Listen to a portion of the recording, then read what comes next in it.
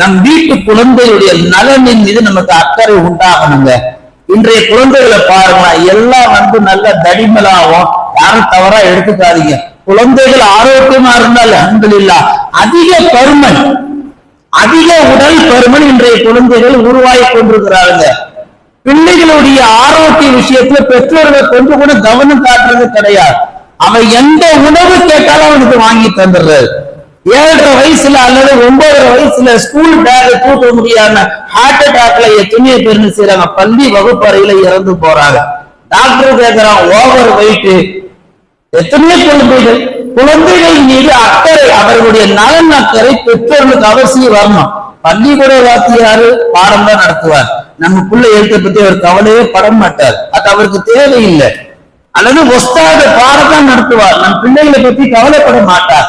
பெற்றோர்கள் தான் இந்த நவம்பர் 14 குழந்தைகள் தினம் என்று கொண்டாடக்கூடிய இந்த நாளில் நம் பிள்ளைகளுடைய நலன் மீது அக்கறை நாம எடுக்கணும்.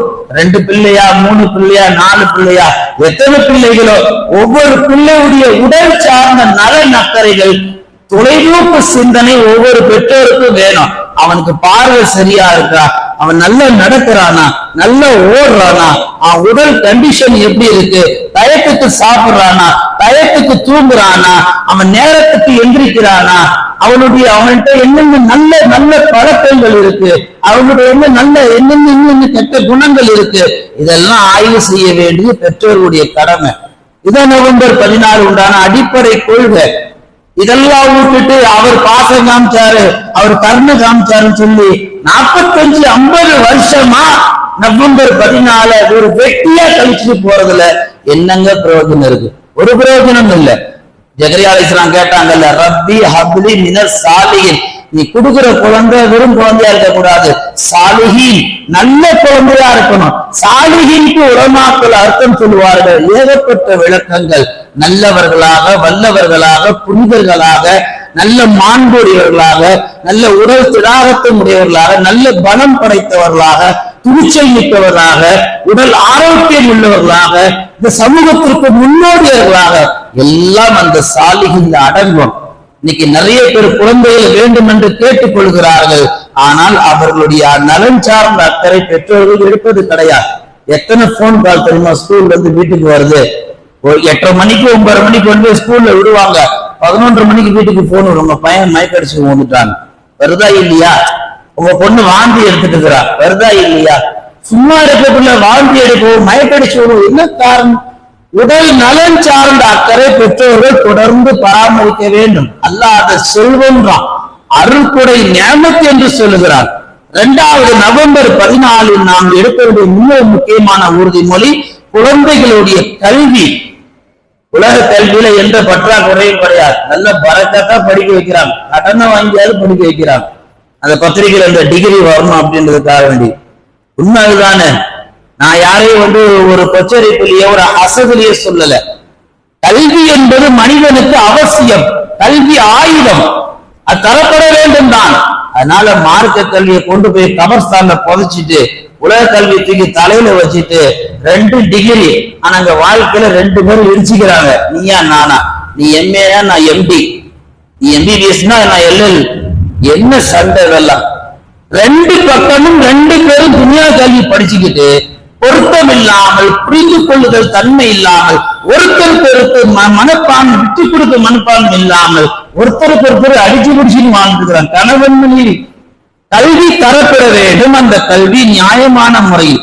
துனியாவுடைய கல்வியும் தரப்பட வேண்டும், ஆகிரத்துடைய கல்வியும் தரப்பட வேண்டும்.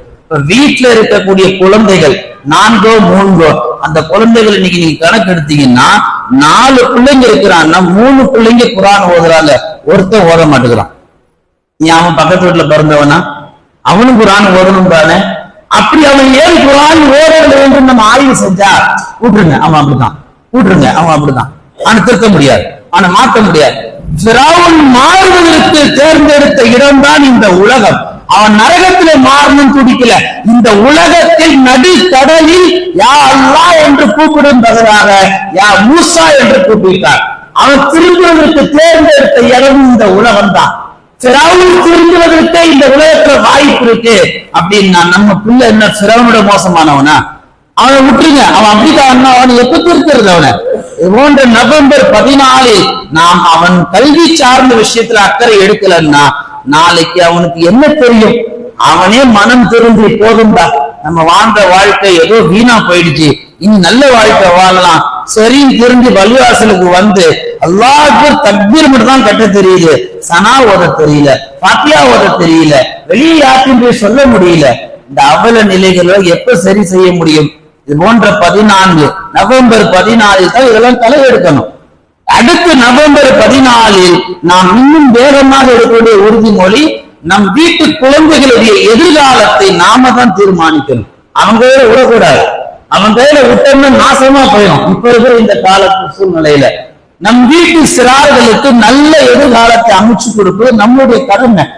இன்னைக்கு எத்தனையோ பெற்றோர்கள் தங்கள் பிள்ளைகளுடைய எதிர்காலத்தை அவங்களே அடிச்சிடுறாங்க, அவங்களே வீணாக்கிடுறாங்க.